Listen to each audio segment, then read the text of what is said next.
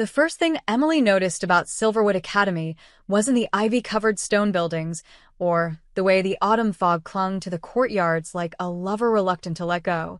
It was the silence. A kind of silence that felt lived in, ancient, like the school itself was holding its breath, waiting. She stepped out of her car, the gravel crunching under her boots, and pulled her coat tighter around her shoulders as the wind sliced through the narrow lane leading to the faculty dormitories. It was her first day in this new town, in this old school, and though she'd moved for peace and a slower pace, there was something unnerving about the stillness of it all. Her heels echoed as she entered the main building, an arched cathedral of stone and wood, corridors lit by golden sconces, polished floors that had seen decades of footsteps. She tried to focus on her excitement, a fresh start, a new beginning, a chance to finally live on her own terms. No ex-girlfriends ghosting her because she felt too deeply. No city distractions. Just books, students, and maybe, if she was lucky, a bit of calm. But that illusion shattered the moment she met Dr. Vivian Barton. It happened during orientation. The headmaster was giving her a tour when they turned a corner and saw her, Vivian, standing at the end of the hallway, surrounded by sunlight pouring through stained glass windows, her silhouette framed like a painting. She was dressed in black slacks, a deep emerald blouse, and a tailored coat that swept behind her like she'd stepped out of another time. Her dark hair was pinned loosely, a few strands escaping to brush against her pale cheek. But it was her eyes that struck Emily first, gray, piercing, like storm clouds trying to remember how to rain. "Dr. Barton," the headmaster called. "May I introduce Miss Emily Carter, our new literature teacher?" Vivian turned slowly, as if she'd already known they were there. And then she smiled, a subtle curve of lips, not too wide, not too forced. "Welcome to Silverwood," she said, extending her hand. Her voice was rich, low, velvet-dipped. Emily took her hand, and the contact jolted something in her. Not just attraction, though that was immediate and undeniable, but recognition. She didn't know why. She'd never met this woman. And yet, her touch felt like remembering. That night, alone in her small, wood-paneled room in the staff quarters, Emily couldn't stop thinking about her. About the way she moved, deliberate and graceful. About the way she spoke, like every word mattered.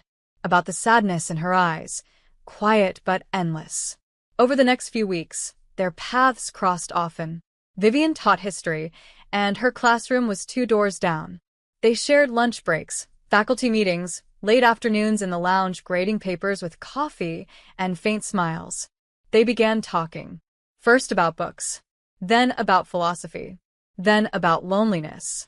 Emily found herself opening up without meaning to. Vivian listened with an attentiveness that felt like being seen in a way she hadn't in years. And then, one rainy Friday, everything shifted. Emily had stayed late to prepare slides for a lecture on forbidden love in Gothic literature. The school was mostly empty.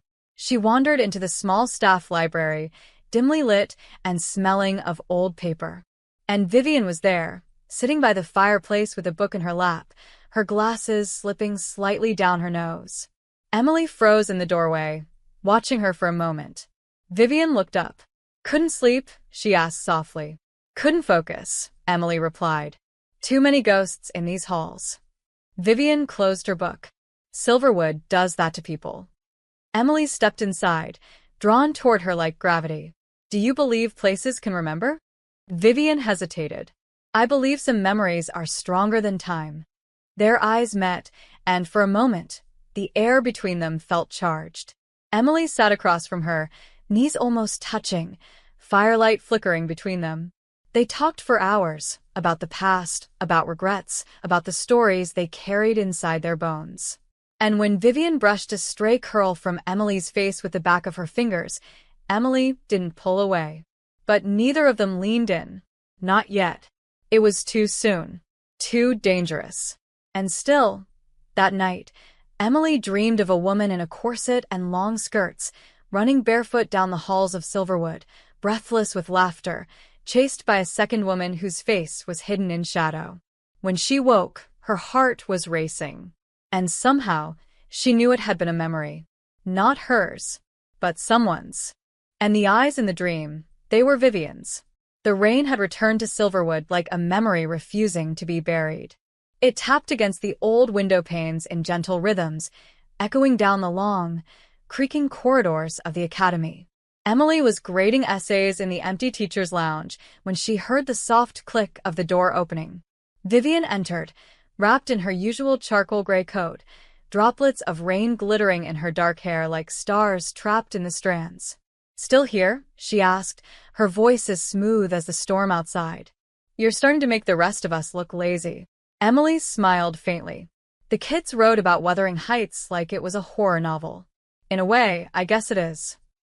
Vivian chuckled and poured herself a cup of tea, the scent of bergamot filling the room. She moved with the grace of someone who had never once tripped over her own thoughts. Emily watched her carefully. Something about Vivian tonight seemed even more distant than usual. Not cold, never cold, but veiled, guarded, as if the storm outside was inside her too. "Did you ever read it?" Emily asked. "Wuthering Heights." Vivian paused, stirring her tea. "Yes. A long time ago. Do you remember what you thought of it?" "I remember thinking Catherine and Heathcliff were two halves of a haunted whole. That some loves are more curse than salvation." Emily blinked. It was the kind of answer someone would give if they weren't just analyzing the book, but remembering it, feeling it. Vivian sat across from her, her eyes fixed on the fireplace, though there were no flames tonight. Only shadows. "Can I ask you something?" Emily said quietly. Vivian turned her gaze to her. "Of course. Where are you from? I mean, before Silverwood." Vivian hesitated for the briefest second, then smiled. "A little bit of everywhere. My father was a diplomat. We moved a lot." "So you've lived abroad?" "Yes. London, Paris, Vienna." She said it with the casualness of someone listing old friends. Emily tilted her head. "Any favorite era of history?" Vivian's smile deepened. "I've always had a soft spot for the 19th century. The poetry, the revolutions, the hunger for something more. It was a time of longing." Emily frowned. "Funny. You speak about it like you were there."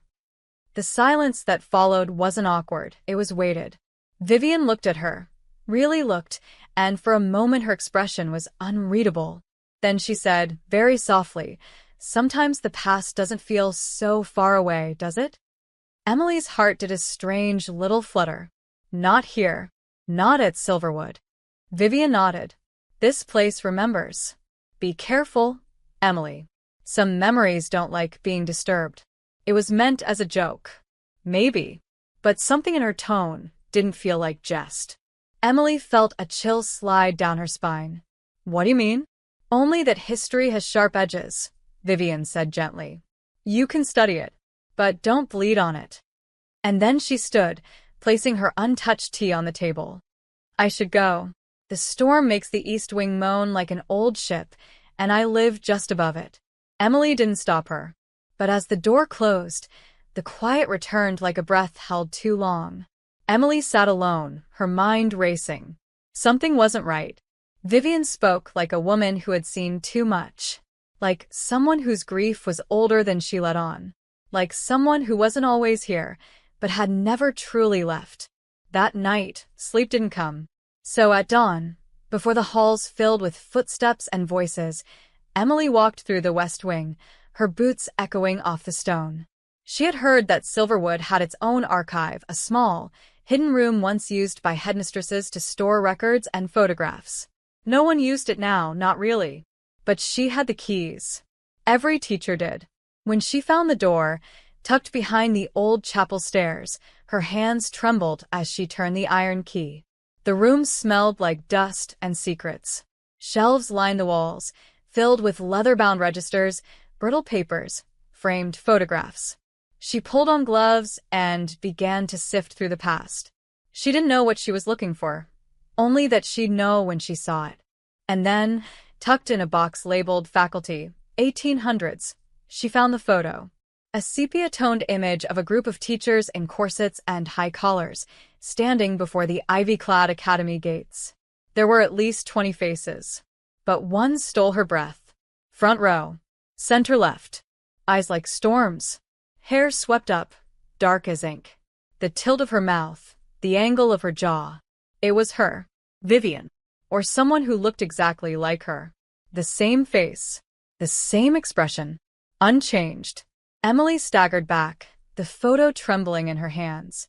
And beside Vivian, because it had to be her, there was no other explanation, stood another woman.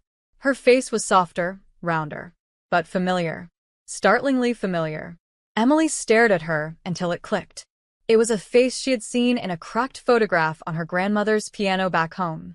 A great-aunt, maybe, or a cousin lost to time. Someone from her family.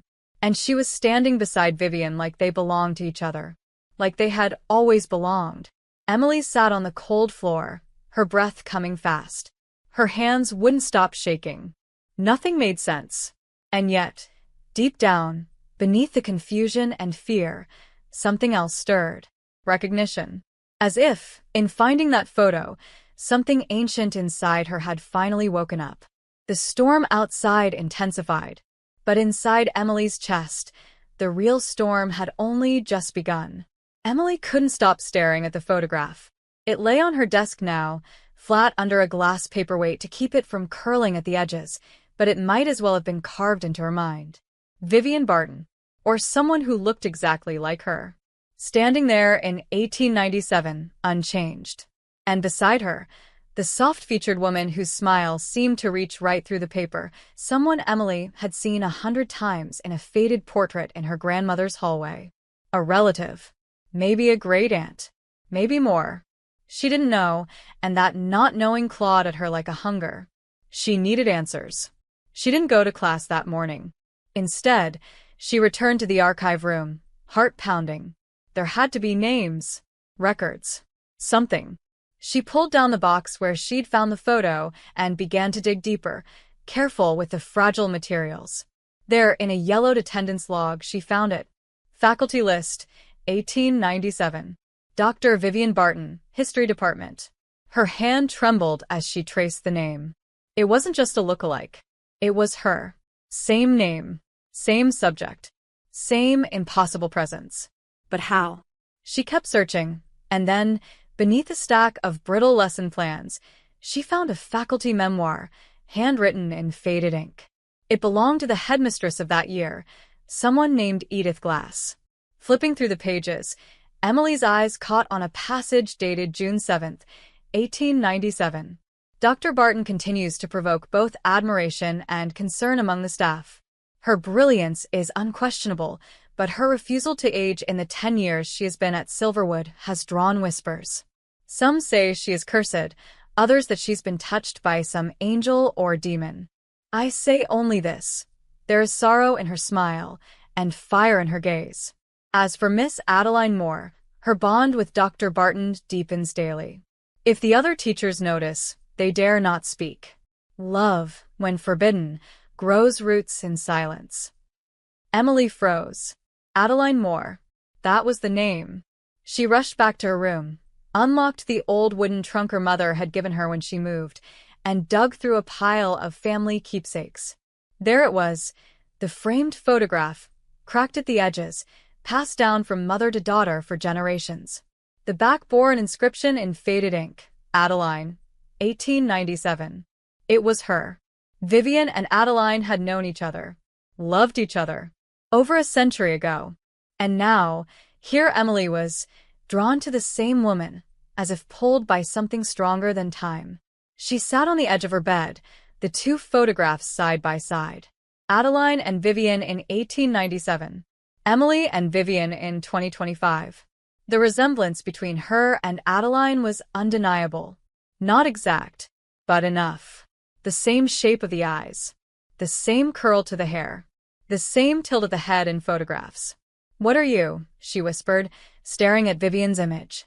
That evening, Vivian found her by the lake that bordered the school grounds. The fog was rolling in, turning the trees into silhouettes. "You weren't in class today," she said softly. Emily didn't turn around. "I was researching. Anything interesting?" "You tell me, Dr. Barton." That made Vivian pause. "What do you mean?" Emily finally looked at her. How long have you been teaching at Silverwood? A while. Define a while. Vivian's jaw tightened. You found the photo. It wasn't a question. I don't understand, Emily said, stepping closer. It's you. In 1897. Same name. Same face. You haven't aged. You look exactly the same. Vivian said nothing. Her silence was louder than any denial. And the woman beside you, Adeline Moore, that was her name, wasn't it? Vivian's eyes closed briefly, as if the name were a wound being reopened. Yes. She's related to me. Somehow. I know. That stopped Emily cold. You knew. From the moment I saw you, Vivian said, her voice barely above a whisper. You have her eyes. Her fire. But not her fear. The wind stirred Emily's hair, and suddenly the chill in the air felt bone deep. What are you, Vivian? The older woman looked at her, pain etched into every line of her elegant face. I'm someone who made a mistake. A long time ago. One that cost me everything. Are you immortal? Emily asked, half laughing, half terrified. Cursed? What is this? I don't know what I am, Vivian replied. Only that I remember. Every year. Every name. Every face I've had to watch disappear. Her voice cracked, just slightly. Including hers. Emily took a step back. Her heart was pounding so hard it hurt. Why me? Why now? Because the past never lets go, Vivian whispered. It just waits to be remembered. Before Emily could say anything else, a voice called from the distance. A student, probably. The spell was broken. Vivian turned and walked away, her coat billowing behind her like a shadow with purpose. Emily stood by the lake, shivering, not just from the cold, but from the feeling that something ancient had just turned its eyes toward her. And it recognized her. Emily didn't sleep that night. Her mind refused to still, turning over every word, every look, every subtle shift in Vivian's face like puzzle pieces that almost, but not quite, fit. She stared at the photo of Adeline Moore again, and this time, she didn't just see a resemblance. She saw herself. The same sadness behind the eyes. The same questions. The same pull toward something dangerous and beautiful. By dawn, she'd made her decision. If Vivian wouldn't give her answers, she'd find them herself. She began with school records, anything related to Adeline Moore. At first, the trail was faint. Adeline had been a teacher at Silverwood for only 2 years. She taught music, according to the ledgers. Her handwriting was elegant, looping, and filled with emotion. Emily found 2 signed letters in the archives, brief memos to the headmistress about a school recital, nothing more. But even in those formal notes, there was a warmth that leapt off the page. The kind of warmth she'd seen in Vivian's eyes when she looked at her. Then she found a diary. Not Adeline's, those pages, if they existed, were lost to time, but one belonging to another teacher from the same period, a woman named Josephine Ayres. Most of it was mundane. Lesson plans, petty complaints, praise for the tea in the staff lounge. But near the end, Emily found an entry dated October 1897. There are whispers about Miss Moore and Dr. Barton. I do not care for gossip, but the tension between them is undeniable. They walk the halls like gravity bends toward them. I saw them once, behind the West Tower late. Miss Moore's hand was on Dr. Barton's cheek, and the look between them, it was not of this world. It was the look of 2 souls who had found each other in spite of everything. But I fear the world will not forgive them for it. Emily read that line again and again. But I fear the world will not forgive them for it. Her throat tightened. She knew exactly what it meant. In 1897, a love between 2 women, especially 2 teachers at a prestigious academy, would have been a scandal, a threat. And, if anyone found out, she searched the diary for more, but the entries stopped shortly after. There was no mention of Adeline again. It was like she had simply vanished. The next day, during lunch, Emily asked one of the older librarians about Adeline Moore.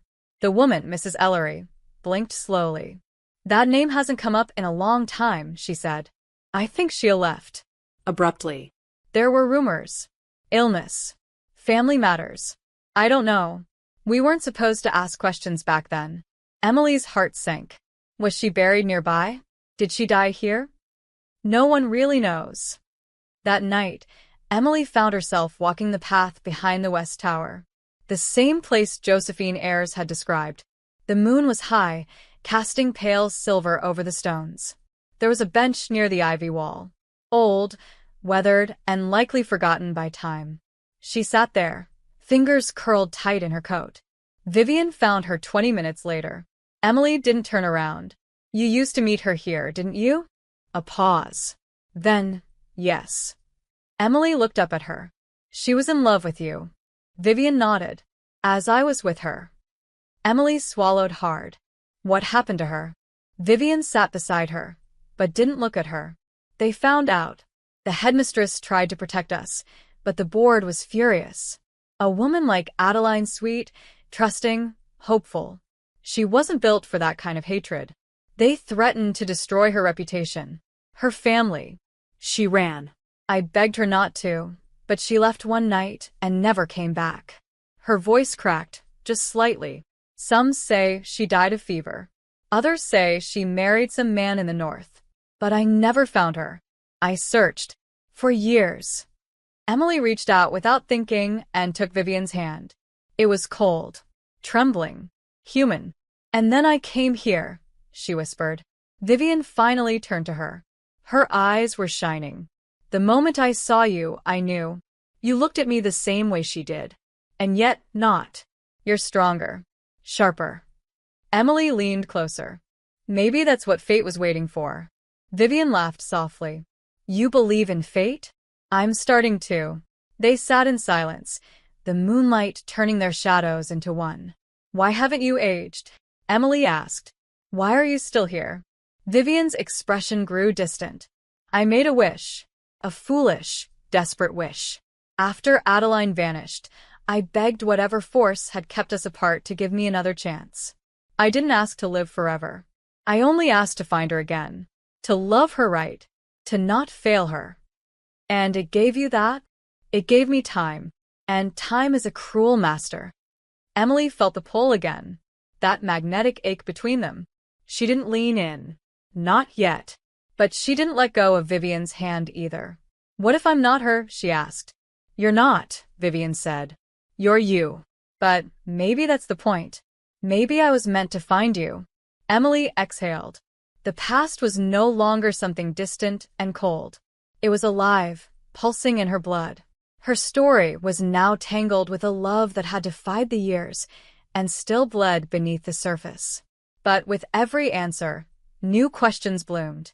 If fate had brought them together again, what would it demand this time in return? Emily didn't know where her courage came from anymore. Maybe it was the pull of something older than fear. Maybe it was the fire in Vivian's eyes every time they stood too close. Maybe it was the photograph of Adeline Moore that wouldn't stop whispering to her in dreams. But she couldn't let it go. She had to know. She had to remember, even if the memories weren't hers. The next morning, Emily called her mother. Do you remember that portrait in Grandma's hallway? She asked, barely breathing. The woman in the old-fashioned dress? The one you always said looked a little like me? That was Adeline Moore, her mother said. Or so the story goes. She was your great-great-grandmother's cousin, I think. Disappeared young. Some say she ran off with a married man. Others say she died of grief. Why? Emily hesitated. Do we have anything of hers? Letters, journals? There's a box, her mother said after a pause. It's in the attic. I've never looked through it, but I can send it to you. Please, Emily whispered. Her hands were shaking when she hung up. The idea that Adeline had left something behind, words, traces, memories, was almost too much to hope for. That night, she told Vivian everything. They met in the East Garden, where the roses were still clinging to the last warmth of autumn. The air smelled like endings. Vivian listened quietly, her arms wrapped tightly around her coat. So she survived, she said, after a long silence. At least long enough to leave descendants. You were part of her story, Emily said. Maybe I'm part of how it ends. Vivian looked at her, and for the first time, her gaze wasn't guarded. It was raw, Do you want to end it? I don't want to lose you, Emily said, surprising even herself. Even if I don't fully understand what this is. Even if it's terrifying. I've lived lifetimes waiting for someone to say that. Vivian took a slow step toward her. But this isn't just about us. It never was. Whatever force bound me here, it didn't come from love. It came from loss. From rage. From grief. Emily reached for her hand. Then maybe love is how we undo it. The moment their fingers touched, something shifted. The wind died. The night held its breath. Vivian stepped closer, and Emily felt her heart lurch. They were inches apart. Closer than they had ever dared to be. I've dreamed of this, Vivian whispered. 1,000 times. But dreams always end in fire. Then let this be different. Emily leaned in, her breath brushing Vivian's lips. But just before their mouths met, a sound shattered the silence, a cry, low and distant, echoing from the forest beyond the school walls. It wasn't human, and it wasn't natural. Vivian pulled back, eyes wide with something that looked like dread. We woke it. What was that? Emily asked, her voice trembling. The past, Vivian said, already moving. It's starting again. Emily followed her back into the building, her pulse racing. She didn't understand what had happened, but something had shifted. And whatever it was, it didn't want to be ignored. 2 days later, the box from her mother arrived. It was old, wooden, and smelled like cedar. Emily opened it in the quiet of her room, Vivian beside her, watching. Inside were folded letters, tied with silk ribbon. A brooch. A music sheet. A diary. Emily's hands trembled as she lifted it. The pages were fragile, but intact. The ink had faded, but not vanished. She read the name written on the first page. Adeline Moore, 1896. She opened to the last entry, heart in her throat. I feel her slipping through my fingers. They say it's sin. They say it's unnatural. But what we have is the only thing that has ever felt right. I would die for her. I would live for her. But if I must vanish to keep her safe, then let me vanish. And maybe one day, in another life, we will find each other again. Whole. Unbroken. Free. Emily's throat closed. She looked at Vivian, who was staring at the page like it might turn to ash in her hands. She never stopped loving you. And I never stopped looking for her. They sat in silence, surrounded by the weight of a century. If this happened before, Emily said, does that mean it will happen again? That I'll leave you too? That's what the curse wants, Vivian said bitterly. It doesn't feed on death. It feeds on parting. On the tragedy of almost. Then we won't let it win. Vivian turned to her, slowly. Her hand reached up, brushing Emily's cheek. Are you sure you want to be part of this? I already am. Their lips met then, not tentative, not soft, but aching. Centuries of pain, longing, and restrained desire poured into that kiss. It was fire. It was release. It was recognition. When they pulled apart, they were both breathless. And for a moment, the air felt still, whole, until the lights flickered. And the glass on the window cracked. A warning. The past was watching. And it wasn't done with them yet. It began with the mirrors. Small things at first. A glint of light in the reflection where none should be. A fleeting shadow moving just out of step. Emily noticed it in the staff lounge. The tall mirror by the fireplace showed her standing still, yet her reflection's hand was still moving. She blinked and it was gone. Vivian noticed it too. In the library, in the classroom, in the glass of the old trophy case, her face would flicker for a heartbeat, just enough to be wrong. It's starting, she said one night, after the fourth light flickered above their heads. Silverwood is waking up. The building groaned louder at night. Doors swelled in their frames, opening on their own. Cold drafts rolled down hallways that had no windows. And always, always, that sound from the woods, a low moaning cry, too mournful to be wind. The day after their kiss, they met again in Emily's room. She had the diary open, Adeline's writing a shaky map between past and present. Listen to this, Emily said, her voice tense. They say love cannot last where fear lives. But I believe the opposite. If we can name our fear, face it, offer it back to the earth, maybe then it will let us go. I heard of a rite, hidden beneath the chapel. A way to break what binds us. But the cost is steep, and I am afraid. A rite? Vivian repeated, standing behind her. She knew. She knew something, Emily said. She never got to finish the thought. But look, she draws the symbol over and over. It was an unfamiliar mark. A circle intersected by a horizontal line and surrounded by small runes, repeating around the border. That's not Latin, Vivian whispered. It's older. That night, they went to the chapel. Not for prayer. For truth. It stood behind the west wing, its stained glass cracked with time, its pews dust-covered and sagging.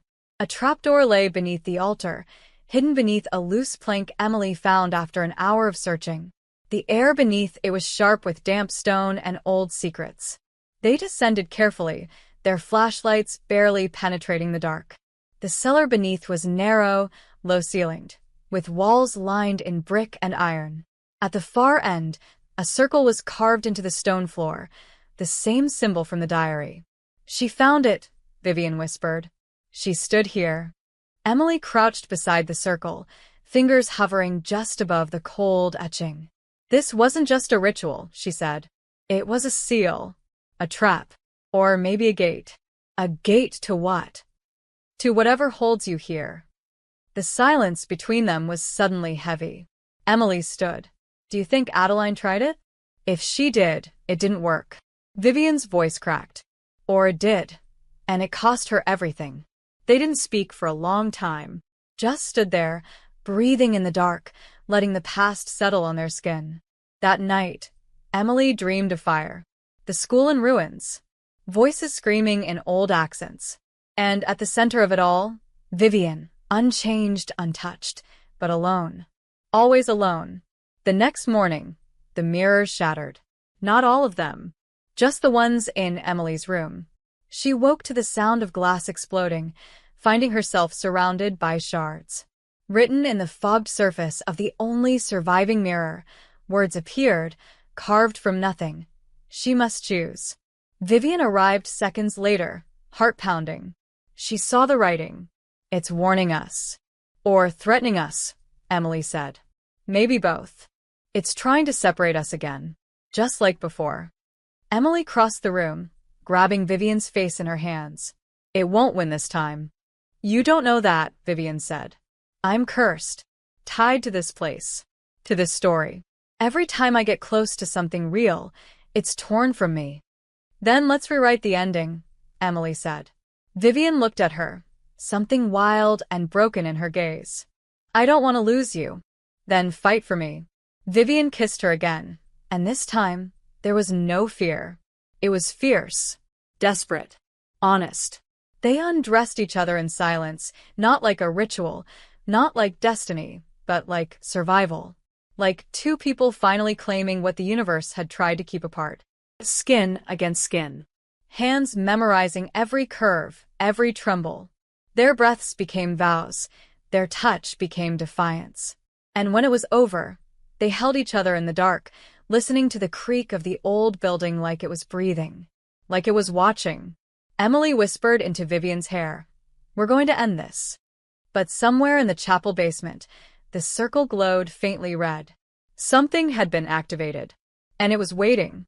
The visions came slowly at first, like flickers of light at the edge of her sight. The scent of lavender water when none was near. The scratch of quill on parchment when she lay alone in her room, perfectly still. But by the third night, the past began to bleed through her dreams like ink soaking into fabric, impossible to separate. Emily stood at the center of Silverwood's great hall, only it was no longer 2025. Gas lamps flickered instead of electric light. The air was heavy with smoke and starch, and the hall echoed with the rustling of long skirts and quiet whispers in Victorian English. She wore a corset that pressed too tightly against her ribs and boots that bit into her ankles. And beside her, Vivian. No, not Vivian. Dr. Barton. Her posture more rigid. her eyes filled with both certainty and fear. In the dream, they didn't speak. They couldn't. But Emily felt everything, Adeline's emotions washing through her like a tide. Longing, terror, devotion. She woke breathless, her heart pounding, her hands reaching for something that wasn't there. Vivian entered without knocking. She seemed to know. You saw it, didn't you? Emily sat up. I think I was her. The seal is thinning, Vivian said. Time is folding. Why me? Emily asked. Why now? Because you carry her blood, and something in you refuses to forget. Over the next days, the visions became stronger. Not only at night, but in daylight too. She'd walk the corridor and suddenly be surrounded by students in black uniforms and high collars. She'd blink and they'd vanish. Her reflection began to shift, sometimes showing Adeline's face instead of her own. And once, in the West Tower stairwell, she looked down at her hands and saw them gloved, delicate, unfamiliar. Vivian stayed close. Her presence was the only anchor Emily had to the present. These memories, Emily said one evening as they sat in the abandoned library, they don't feel like stories. They feel like grief that never got to end. Vivian nodded. It didn't. Tell me the truth. What happened that night, when she vanished? Vivian was silent for a long moment.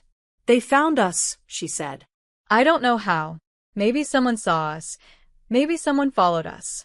But they came in the night, board members, angry men in black coats. They pulled her from my bed, called her names, said I had corrupted her.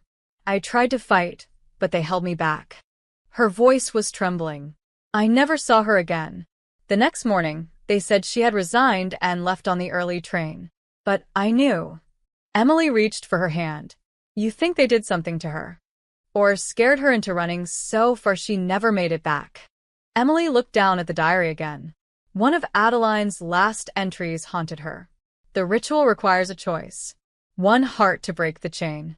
One truth to be spoken without fear. One offering of memory. I think I know what she meant, Emily said. The ritual needs sacrifice. Not blood. Not death. Truth. A memory that matters. A choice freely made. Then we have to finish what she started. But that night, Emily's body betrayed her. She collapsed in the hallway outside her room, her vision spinning with flashes of fire and rain. She heard voices calling Adeline's name. She felt hands on her shoulders, the panic of a train whistle in the distance. And then, Vivian's voice, in the present, calling her back. When she opened her eyes, she was lying in bed, Vivian beside her, her face pale with fear. You're slipping, she said. You're crossing over too fast. I don't want to lose myself, Emily whispered. You won't, Vivian said fiercely. I'll hold you here. That night, Vivian refused to leave her side. She lay beside Emily, fully clothed, watching over her. And Emily, caught between centuries, reached for her. If I forget who I am, she whispered, remind me. Vivian kissed her forehead. I will. But outside, the storm began to rise. And in the chapel basement, the circle began to glow again, this time brighter. Time was unraveling. The moment of truth was coming. And the price would demand more than either of them was ready to pay. The storm had turned violent by the time they reached the chapel.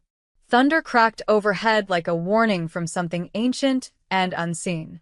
Rain lashed at the stained glass windows, turning the colors into streaks of blood and gold. Vivian led the way, her lantern flickering against the stone as they descended once more into the darkness beneath the altar. Emily followed, heart pounding, the diary clutched tightly in her arms. She had marked the passages, memorized the symbols. She knew what had to be done. And yet, the moment her foot crossed the edge of the ritual circle, the air changed. Heavier, thicker, as if the room itself was holding its breath. Vivian lit the candles around the perimeter. They flared to life unnaturally fast, casting flickering shadows across the walls. Emily knelt in the center of the symbol, her eyes scanning the final entry from Adeline. The circle must be drawn. One must speak truth. One must offer memory. One must choose love over fear. Ready, she whispered. Vivian nodded and stepped into the circle beside her. Say it, Emily said. Say the truth. Vivian knelt beside her, their knees almost touching. Her voice trembled. I loved Adeline more. I never stopped. I stayed in this place, cursed to remember her, to feel the weight of every year without her. I asked for time, and time answered, but it was cruel. Emily closed her eyes. Her hands gripped the diary. I am Adeline's blood. I carry her longing. I love you, Vivian, not as a shadow of her, but as me. And I choose you, not in secret, not in silence, not in fear. The candles flared. A gust of wind roared through the chamber, though no door was open. The circle beneath them pulsed red. And then the screaming began, not from their lips, but from the walls, From the air. from the earth beneath them. The cries of women, hundreds, maybe thousands, echoed all at once. Voices full of grief, rage, desperation. Shadows poured into the room like smoke, coiling along the edges of the circle, clawing at the borders. Vivian grabbed Emily's hand. Don't break the circle, she gasped. No matter what happens. Emily gritted her teeth as the room grew colder. The shadows began to take form, twisting into faces half seen. Men in dark coats. Angry eyes. Hands reaching. One of them lunged toward Emily, and she saw him clearly, the man who had dragged Adeline from her bed. It's not real, she whispered. It's a memory. But the pain in her chest was very real as she began to feel it. Not her own, but Adeline's. A wave of terror, heartbreak, the sensation of being torn from the person she loved. Vivian's voice broke through the noise. You have to offer it. Let the memory rise. Give it to the circle. Emily gasped as her body trembled. The vision consumed her. She was Adeline now. Lying in Vivian's bed in 1897. The door bursting open. Cold hands grabbing her. Vivian screaming. The train station. The letter she never sent. The silence that followed. The unbearable grief. She let it rise. She felt it all. And then she spoke. I offer this memory, she cried into the air. This pain. This truth. This love that was taken from us. I give it freely. I name it. And I am not afraid. The moment the words left her lips, the shadows screamed in unison, and then scattered like ashes in wind. The candles blew out all at once. Silence fell. Emily collapsed, her body racked with sobs, her breath shallow. Vivian pulled her close, holding her in the dark. You did it, she whispered. You remembered for both of us. But something in the air still pulsed. The circle glowed once more, softly now golden. A new voice rose from the silence. A woman's voice. Gentle. Sad. Adeline. If love is truth, let it be seen. Let it be chosen. Let it be free. The circle shattered into light. And then everything went dark. When Emily opened her eyes, she was lying on the chapel floor. The rain had stopped. The candles were cold. The circle was gone. Vivian lay beside her, her face streaked with tears. Emily, she whispered. Emily sat up slowly. The ache in her chest was gone. But something had changed. She didn't feel like Adeline anymore. She felt like herself again. Whole. Present. Did it work? She asked. Vivian looked stunned. I think I'm free. She touched her own wrist, her own face, as if expecting something to vanish. I don't feel the weight anymore. The years. The grief. It's gone. Emily laughed, tears in her eyes. We broke it. But the chapel door creaked behind them. They turned. And standing there, silent, translucent, was Adeline. Her face soft. Her eyes warm. She looked at Vivian, then at Emily, and smiled. Thank you, she said. And then she was gone. A final breath. A final echo. The circle had closed. But not everything lost had been erased. The sky was clean for the first time in weeks. Sunlight stretched across the old stone of Silverwood Academy, warm and golden, painting the ivy in shades of emerald and gold. For the first time since Emily had arrived, the halls felt light. Not hollow. Not haunted. Just quiet. Peaceful.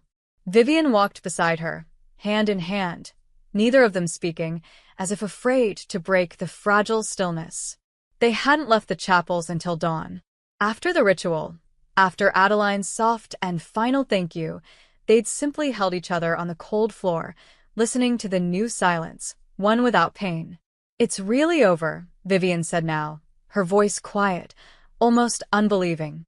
"The weight, the memories, the ache in my chest when I'd walk these halls. It's all gone." "You're not bound anymore," Emily said. "You're free." Vivian smiled at her, and for the first time, it reached her eyes. There was no sadness behind them, just warmth. A future. But Emily couldn't shake the faint unease curling in the pit of her stomach. The kind of quiet that didn't feel like peace, more like a breath being held. A stillness before something moved. Over the next few days, they tried to return to normal. Classes resumed. The storm passed. Faculty meetings returned. But something in Silverwood was different. The walls no longer groaned at night. The cold spots vanished. And yet, when Emily passed certain corners, the old library staircase, the West Garden gate, she still felt watched. One evening, while cleaning out a drawer in her classroom, Emily found a folder wedged behind a loose panel. Yellowed. Forgotten. Inside, pages handwritten in ink darker than any she'd seen before. She unfolded one carefully and froze. It wasn't a letter. It was a confession. "To whom may find this? I did it. I feared their love, for it reminded me of my own which I buried long ago. I told the board. I started it, and I watched them destroy what they didn't understand. I thought I was doing right, but the earth here is unforgiving. It remembers. It punishes. And it is never satisfied with just one tragedy." The note was unsigned. Emily read it 3 times before sitting down, heart pounding. "It's not over," she whispered. Adeline's story was just one chapter. That night, she brought the note to Vivian. They sat on the bed together, the room dim and still. Vivian read it in silence. Her hands trembled by the end. "There were others," she said. "Before us. After us. I felt them sometimes. Women who vanished. Teachers who loved and were torn apart. But I thought maybe I was projecting my own grief." "The ritual freed you," Emily said. "But it didn't erase what happened here." Vivian looked out the window. "This place is built on silence. On stories buried alive." "Then we need to dig," Emily said. Over the next few days, they searched the old storage rooms, the library basement, the archives. Every room they entered seemed colder than before, as if the building itself had begun watching them again. In the abandoned attic above the west wing, they found a small, sealed trunk.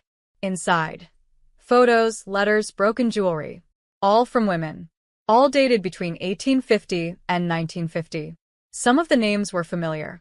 Others had no record in the school's official history. "They were erased," Vivian whispered. "Hidden." Silenced. And the school buried them under this narrative of tradition and prestige. Emily turned a photograph toward her. 2 women holding hands in a garden, eyes bright. On the back, in faint pencil, "Eleanor and June, 1912. "We weren't the only ones," Emily said. "But we might be the first to survive it." That night, the dreams returned. Not just of Adeline, but of Eleanor, June, Margaret, Ruth. Faces of women who had loved in secret, in silence, in shame. Some had fled. Some had vanished. Some had taken their own lives. Emily woke with a scream in her throat. Vivian was already beside her. "What did you see?" "Names," Emily said. "So many names. And they're all still here. They're trapped." "Maybe they weren't just stories," Vivian whispered. "Maybe the school itself holds them. Like it held me." Emily stood. Her hands were shaking. "We freed one soul. But there are more." "The ritual?" Vivian hesitated. What if it was only the beginning? In the hallway, a light flickered. Downstairs, the piano in the empty music room began to play. 1 note, then 2, then silence. Silverwood was stirring again. And this time it wasn't just watching. It was remembering. All of them. It began as an act of love. Emily couldn't bear the thought of all those women. Eleanor, June, Margaret, Ruth, reduced to dust in the corners of the school's forgotten rooms. Names written in fading pencil. Photographs tucked in boxes. Desires shamed into silence. She and Vivian spent days gathering the fragments, piecing together letters, stitching together lives with scraps of fabric, ink, and memory. They found dozens more names, some with full stories, others with only initials and hints of sorrow. Vivian recognized some. Others she had only ever felt, glimpses in mirrors, whispers in dreams. They stayed because no one remembered them. Emily whispered one night, her hands trembling as she traced one name into a page. Marion A. Disappeared 1934.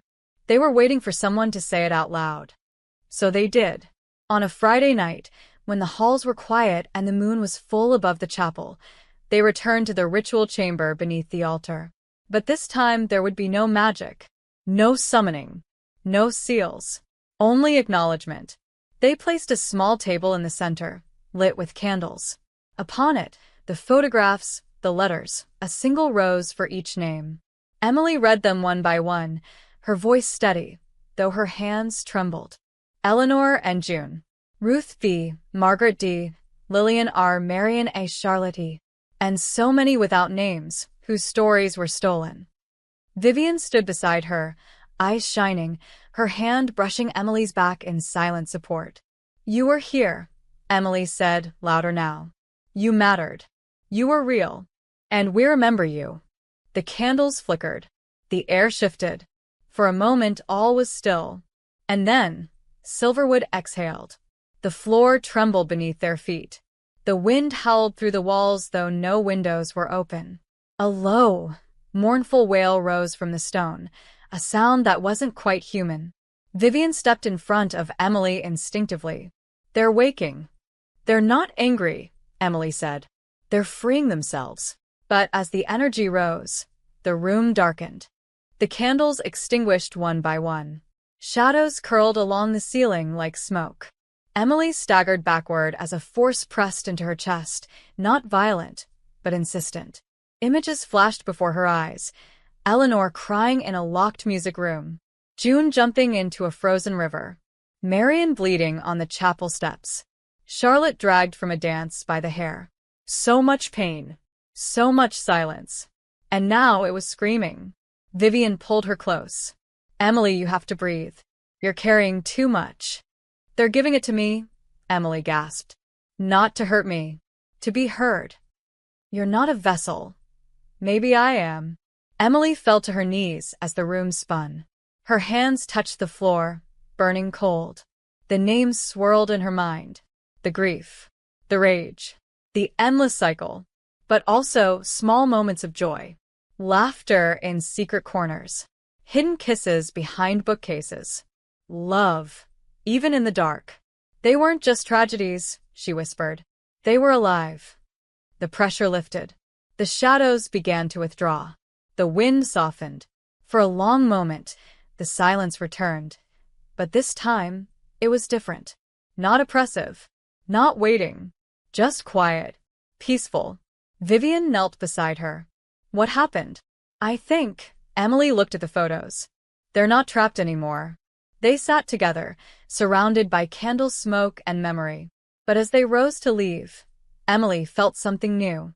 A pull not to the past but to underneath. Beneath the chapel floor. Beneath the school itself. "There's something else," she said. "Something deeper. I can feel it." Vivian stiffened. "I thought it was over." "Maybe we've only peeled back one layer." That night, as they lay together in bed, their bodies pressed close, hearts sinking in the dark, Emily dreamed not of Adeline, but of a room filled with bones, beneath soil and stone. And a door. A locked one, with a symbol she didn't recognize. When she woke, her back was damp with sweat, and Vivian was already watching her. "I had the same dream," she whispered. "Emily, I think Silverwood has one last secret." The dream had not faded. If anything, it had sharpened. Every time Emily closed her eyes, she saw the same thing. A stone chamber deep beneath the earth, walls lined with old carvings, and a door, massive, sealed, waiting. The symbol carved into it was unlike any she had seen. Not just ancient, primordial. When she told Vivian, the older woman went pale. "That door," she whispered, "it's not just metaphor. I felt it. Once. Decades ago. I thought I imagined it." "We have to find it," Emily said, "before it finds us." For days, they searched. Maps of the original school foundation. Secret passages behind the east wing. Sub-basements locked with rusted keys. Until finally, Vivian remembered something. An old root cellar in the original gardener's quarters, long abandoned, overgrown with ivy and silence. They went at dusk. The path was overrun with brambles, the door swollen shut from decades of rain. Emily forced it open with her shoulder. Inside, the air was damp and still. The cellar was small, filled with rotting wood and collapsed shelves. But at the far end, behind a collapsed arch, there was a hollow. And inside it, stone steps leading downward. The descent was steep. The air grew colder. Time lost meaning. The stone walls narrowed. And then, after what felt like hours, they reached it. The chamber. Just like in their dreams. The walls were covered in carvings, symbols of eyes, bound mouths, crossed hearts.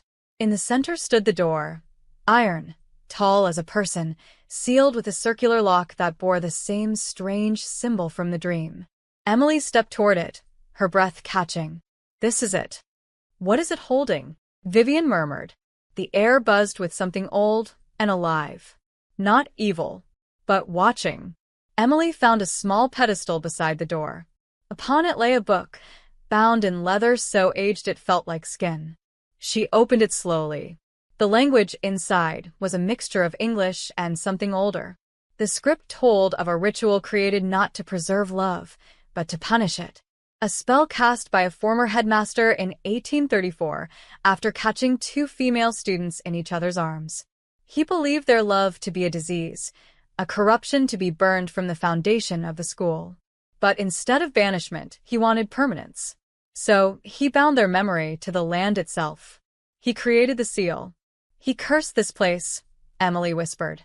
"Not just the women. The land. The walls. The future." Vivian traced a line of text. "And it says the curse will persist until one love survives what all others did not. Until one love does not end in silence, or death, or shame." Emily looked at her. "Us. We were the key all along." But as she turned the page, her fingers trembled. The final passage described one last task. "The seal shall only break if the door is opened not in fear, but in remembrance. One must face the voices. One must walk alone. One must carry the name of all who came before." "Walk alone?" Emily asked, voice tightening. "It wants to separate us." Vivian shook her head. "I won't let it." "But this is why it let you live," Emily said, realization dawning. "You weren't cursed to suffer. You were held as the keeper. The story was never just about you. You were meant to guide the one who would come after." "Me." Vivian took her face in her hands. "If you go through that door, I don't know what you'll find. I don't know if I'll be able to follow." "But we started this," Emily said, eyes burning. "And I'm going to finish it." The door pulsed softly. It was waiting. Vivian leaned forward and kissed her, slow, aching, as if time had frozen just for them. "No matter what happens," she whispered, "find your way back to me." Emily placed her hand on the symbol. It glowed beneath her skin. The door clicked, groaned, then swung open, into darkness. She stepped inside, alone. The door closed behind her. The darkness swallowed her whole. There was no sound, no breath, no gravity, just black, stretching in every direction. Emily tried to reach forward, but there was no forward. Her hands moved through nothing. Her feet found no ground. And then the voices began. Soft at first. Whispers in every tongue, every age. Echoes. Laments. Laughter. Cries. Names. So many names. Ruth. Eleanor. June. Charlotte. Margaret. Lillian. Adeline. Adeline. Adeline. The sound was overwhelming, not because it was loud, but because it was full. Full of memory. Full of unfinished stories. Full of everything they had never been allowed to say. Then came the images. Silverwood as it was in 1834. Then 1897. Then 1912. Time folded and twisted around her. She saw young women hiding behind bookcases to touch hands. Kisses stolen under moonlight. Notes burned in fear. Locks placed on doors. She saw a girl forced onto a train sobbing. Another sobbing as she jumped into the lake. Another screaming while the walls of a dormitory room closed around her like a tomb. These were not dreams. They were lived truths. Emily's chest ached with every heartbeat, as if each one now carried someone else's story inside it. "Why me?" she whispered into the dark. "Why now?" A voice answered, not male, not female, not human. Just presence. "Because you are the first to love without hiding. I didn't always." But you chose truth. You remembered. You stayed. The space around her shifted. She was standing now, though she could not see her feet. A circle of light formed around her. In it, shadows shaped like women stepped forward. Dozens. Then hundreds. All the faces she had seen in dreams. Eleanor, her smile tender. June, her eyes proud. Margaret strong. Lillian, shaking but standing. Adeline radiant. "You are their voice now," the presence said. "What will you do with it?" "I want them free," Emily said, her voice trembling. "I want Silverwood to remember. To change. Then you must carry them. One last time. All of them. Through the door. But I'm only one person. You are enough." And then pain. Not wounding. But weight. A force pressed into her body, into her mind. Not crushing but expanding.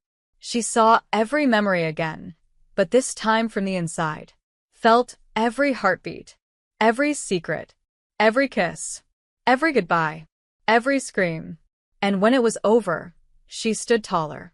Not because she was stronger, but because she was full. Made not just of herself, but of all of them. The space ahead of her parted. The iron door reappeared, this time from the inside. Behind it, her world. Vivian. The air trembled. "You may go. But once you do, this place will collapse. And nothing will be hidden anymore. Not even the truth Silverwood has buried in its walls." "Let it collapse," Emily said. "Let it all be seen." She stepped forward. Reached for the door. But before she could touch it, she heard a scream. Not from within. From outside. Vivian. Her voice, desperate. Calling her name. The chamber was collapsing. Emily turned back. The voices around her began to panic. "Go. Go. Go." The ground beneath her cracked. Light burst through the seams. The air began to tear itself apart. Emily ran to the door, heart hammering. She grabbed the handle. Turned it. Light exploded. The door burst open. Light poured into the corridor beneath the earth, like a flood. Emily stumbled through it, gasping, falling into Vivian's arms. But she was no longer the same woman who had gone in. Her body trembled, her skin cold to the touch, but her eyes burned with something ancient. Vivian held her tightly, afraid to let go, as if Emily might disappear again. "You're here," she whispered. "You're really here." Emily didn't answer right away. Her gaze swept the stone corridor, and when she spoke, her voice was layered. Hers, but not only hers. "We're not alone." Vivian stepped back slightly. "Emily." Emily blinked hard, and some of the glow in her eyes faded. She took a deep breath, as if pushing back a tide inside her. "It's done. I carried them. I opened the door.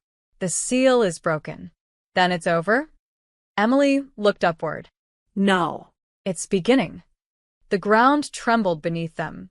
They ran, back up the stairs, through the ruined root cellar, emerging into open air just as the sun broke through thick clouds. But the moment they stepped onto Silverwood grounds, they knew something was wrong.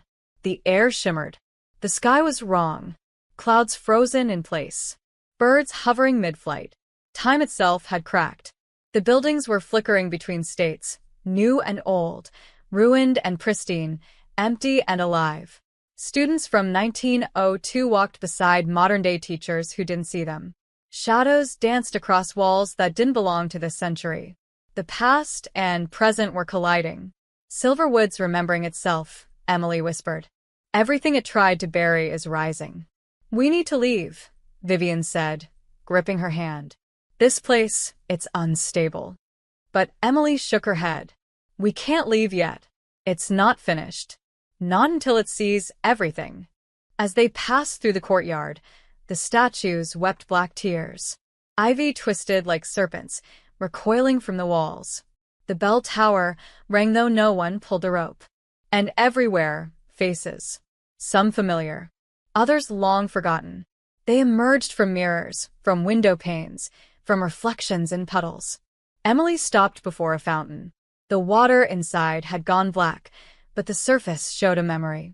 Adeline, laughing, dancing barefoot with Vivian under moonlight. Emily fell to her knees. She was happy, she whispered. Even just for a moment. And that moment mattered, Vivian said. It always mattered. But the ground cracked again. A chasm split the courtyard. From within it rose something else, a shape. Not a person. Not a ghost. A mass of shadow and voices, shifting constantly, made of every accusation, every silence, every shame ever buried in that place. It had no face, only presence. Emily stood. It followed me. What is it? It's the last voice, Emily said. The one that created the seal.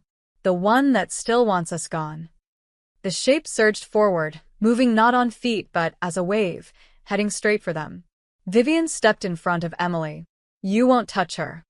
The shadow paused. It spoke not in words but in pressure, heavy, invasive. Vivian staggered. It's in my head. It knows you, Emily said. It remembers you. Then let it. Vivian snapped, her voice sharp. Let it see what I became despite it. The shadow shrieked, pulling back. Emily stepped beside Vivian, holding her hand. You don't scare us anymore. The wind howled. Windows shattered in the distance. The school cracked again. But the shadow hesitated. Because for the first time, it was seen. Emily stepped forward. You were born from hate, from fear, from men who couldn't understand what we were. And you lived by silence. But we are not silent anymore.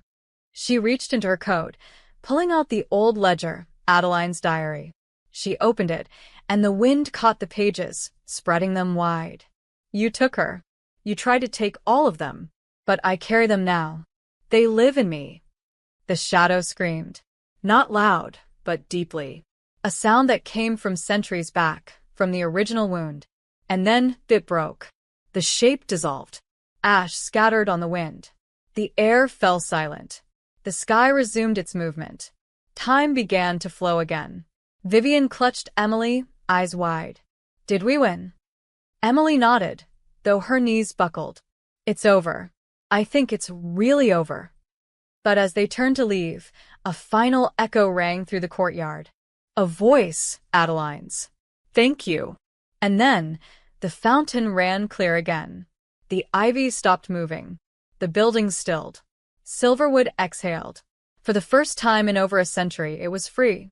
The storm had passed, but its echo still lived in her bones. Emily sat beneath the willow tree behind the West Tower, the same place where, over a century ago, Adeline Moore had once held Vivian Barton's face in her trembling hands and whispered love into a world that didn't want to hear it. The grass beneath her was damp. The sky overhead was pale, soft, like bruised silk healing into light. But inside her, a different storm lingered. Vivian stood a few feet away, silent, watching her, not like a teacher, not like a lover, but like someone afraid to speak first. Emily didn't blame her. She hadn't said much since they left the courtyard, since she destroyed the last piece of the curse, since she carried every broken story out of the dark. She felt distant from her own skin, like a house just emptied, like a body that had held too many lives. Are you in pain? Vivian asked finally, her voice low, careful. Emily shook her head. Not pain. Just wait. Vivian stepped closer, then knelt beside her. You don't have to carry them anymore. But they're still in me, Emily said, looking down at her hands. All of them. I can feel them. Not like ghosts. Like layers. Like echoes. You gave them peace. But who am I now? The question hung there between them. Vivian reached out, slowly, and took her hand. You're Emily. The woman who changed everything. Who loved out loud. Who broke the cycle. Emily turned to her. But what if I'm not the same woman you fell in love with? Vivian's gaze didn't waver. You're not. And neither am I. The woman I was loved a ghost. The woman I am loves you. A breath caught in Emily's throat. Do you mean that? I do. Vivian reached up, brushed a strand of hair from Emily's cheek. You saw every shattered story and still chose to feel it. You walked through the worst parts of the past and came back to me. You didn't forget yourself. That's the bravest thing I've ever seen. Emily leaned into her touch. Her voice was fragile. I'm scared. So am I. Vivian smiled softly. But maybe now we're allowed to be. Without fear of being erased. They sat there in the grass as the light shifted around them, silent but not disconnected. Emily closed her eyes and leaned her head on Vivian's shoulder. Do you think Silverwood will ever be the same? No, Vivian said. And that's good. It shouldn't be. That afternoon, Emily returned to her classroom. The walls still smelled of old paper, but something had changed. The air was lighter, the silence gentler. She touched her desk like it was an old friend. When she turned, Vivian was standing in the doorway. You're staying?